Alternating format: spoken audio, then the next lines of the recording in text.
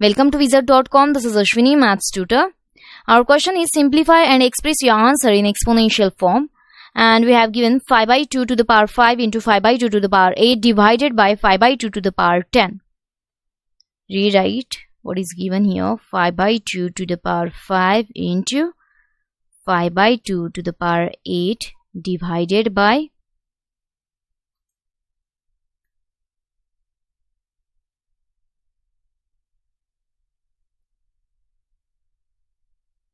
divided by 5 by 2 to the power 10. As base is same, so we can add its power. So it will be 5 by 2 to the power 5 plus 8 divided by 5 by 2 to the power 10.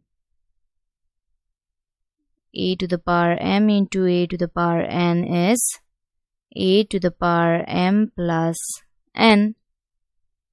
So it will be 5 by 2 to the power 5 plus 8 means 13 divided by 5 by 2 to the power 10.